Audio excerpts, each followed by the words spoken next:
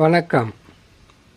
விருச்சிக ராசி குரு வக்ர பலன்கள் 2024 முதல் 2025 வரை. வருகின்ற 15/10/2024 புரட்டாசி மாதம் 29ஆம் தேதி செவ்வாய்க்கிழமை காலை 10 மணிக்கு குரு பகவான் வக்ரம் பெறுவார். வக்ர நிவர்த்தி என்பது 11/2/2025 தை மாதம் 29ஆம் தேதி செவ்வாய்க்கிழமை காலை 10 மணிக்கு வக்ர நிவர்த்தி பெறுவார். கிட்டத்தட்ட 150 நாட்கள் உழைப்பால் வாழ்க்கையில் பல வகையான வெற்றிகளை பெறக்கூடிய இந்த விருச்சிக ராசிக்காரர்களுக்கு குரு பகவான் வக்ரம் பெற்றால் எத்தகையான நற்பலன்களை தருவார் என்பதை சிறு விளக்கமாகவே பார்க்கலாம். விருச்சிக ராசி என்றாலே ஒரு புரியாத புதிரான ராசி. ஏன்னு கேட்டிங்கனாக்கா, சொல்கிறது ஒன்று செய்கிறது ஒன்றா இருக்காது. ஆழமாக சிந்தித்து சொல்வதை மட்டும் செய்யக்கூடிய ஒரு ராசி. இவர்கள் அதிகமாக யாரிடத்திலும் பகையாக இருக்க மாட்டார்கள்.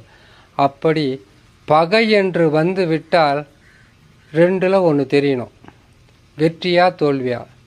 அதற்காக இரவு பகல் என்று பாராமல், உறக்கமும் இல்லாமல் உணவும் இல்லாமல் கடினமாக உழைத்து வெற்றி பெறக்கூடிய நல்ல ராசி. கால புருஷ ராசி தத்துவப்படி ராசி என்பது 8ஆம் ராசி. இந்த 8ஆம் இடம் என்பது மிகவும் கடினமான மர்மங்கள் நிறைந்த ராசி. எதை செய்யணும், எதை செய்யக்கூடாது, எப்போ செய்யணும், எப்படி செய்யணும் என்பதை ஆழ்ந்த சிந்தனையுடன் சிந்தித்து செயல்பட்டு வாழ்க்கையில் வெற்றி பெறக்கூடிய ராசி. இந்த ராசிக்காரர்களுக்கு குரு பகவான் வக்ரம் பெற்றால் பாதகமாக இருக்குமா என்றால் இருக்காது. காரணம், 7ஆம் இடத்தில் அமர்ந்திருக்கக்கூடிய குரு பகவான் கடந்த மாதங்களில் 6ஆம் இடத்தில் இருந்தார். 6ஆம் இடத்தில் இருக்கும்போது பல பிரச்சனைகளை சந்தித்து வந்த விருச்சிக ராசி என்றாலே குரு பகவான் நட்பு கிரகமாக இருப்பார். நல்ல இடங்களில் வரும்போது பல வகையான நற்பலன்களை செய்து கொண்டே இருப்பார். காரணம், விருச்சிக ராசிக்காரர்களுக்கு 2ஆம் அதிபதி தனுசு ராசினுடைய அதிபதியும் குரு பகவான் தான்.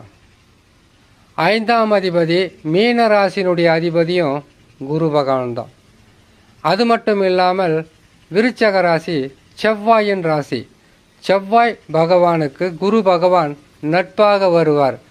அப்படி இருக்கும்போது 6ஆம் இடத்தில் இருக்கும்போது நண்பர்களால் பிரச்சனை, காசு பணத்தால் பிரச்சனை, உடல் நலத்தில் பாதிப்பு, செய்கிற தொழில் பின்னடைவு, வருமான குறைவு, இப்படியெல்லாம் உறவுகளாலும் நட்பாலும் செய்யும் தொழிலாலும் பிரச்சனைகளை சந்தித்து வந்த விருச்சிக ராசிக்காரர்களுக்கு இப்பொழுது 7ஆம் இடத்தில் இருந்து நற்பலன்களை செய்து கொண்டே இருப்பார். ஆனால் வக்ரம் பெற்றால் கடினமான உழைப்பாக இருக்கும். அதிகப்படியாக அலைச்சலும் திருச்சலும் இருக்கும்.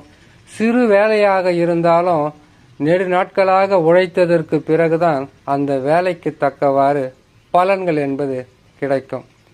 விருச்சிக ராசிக்காரங்க பெருசாக அலட்டிக்கிறதுல எதையுமே, எது நடந்தாலும் தன்னுடைய இயல்பான குணத்தால் அவங்க வாழ்க்கையில் மென்மேலும் உயரக்கூடியவங்க தான். இந்த விருச்சிக ராசிக்காரர்களுக்கு குரு வக்ரம் என்பது கடினமான உழைப்பாக இருக்கும். அதிகப்படியான அலைச்சலாக இருக்கும். மன உளைச்சல் வருவதற்குண்டான வாய்ப்புகள் இருக்குமே தவிர எண்ணற்ற பிரச்சனைகளை தந்து விடுவாரா என்றால் தரமாட்டார். காரணம், 7ஆம் இடத்தில் இருந்து கொண்டே வக்ரம் பெற்று பின்னோக்கி செல்வதால் உங்களுக்கு குரு பகவான் மட்டுமல்ல, ராகு கேதுக்கள் பலமாக இருக்கிறார்கள். அவர்கள் நல்ல நிலையில் இருக்கும் வரையில் பெரிதளவு பாதகம் என்பதை சொல்ல முடியாது. உங்களுடைய சொந்த ஜாதகத்தில் நடக்கக்கூடிய தசாதான் வலிமையாக இருக்க வேண்டும். அப்படி வலிமையாக இருந்துவிட்டால் குரு மாற்றமாக இருந்தாலும் பாதகமல்ல, சனி மாற்றமாக இருந்தாலும் பாதகமல்ல. சனி பகவானை பொறுத்தவரையில் அர்த்தாஷ்டம சனியாக 4ஆம் இடத்தில் இருந்து உடல் நலத்திலும் சரி மனநலத்திலும் சரி சிறு பாதகங்களை செய்து கொண்டு இருப்பாரை தவிர அது கூட உங்களுடைய தசா நல்ல நிலையில் இருந்தால் பெருசா சொல்ல முடியாது கஷ்டம்னு.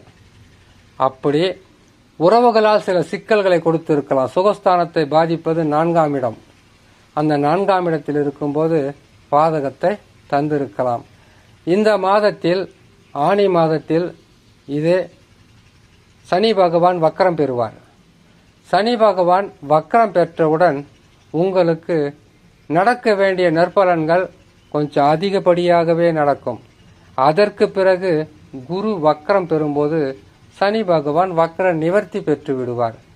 அப்படி சனி பகவான் வக்கர நிவர்த்தி பெற்றதும் குரு பகவான் வக்கரம் பெறார் இல்லையா, அதனால சில பிரச்சனைகள் வருவது என்பது கடினமான உழைப்பாக இருக்கும். உடல் நலத்தில் சிறு பாதகங்கள் வருமே தவிர எண்ணற்ற துன்பங்களை தருவதற்குண்டான வாய்ப்புகள் இல்லை என்று சொல்லி இன்னொரு நல்ல பதிவில் உங்களை நான் சந்திக்கிறேன். நன்றி, வணக்கம்.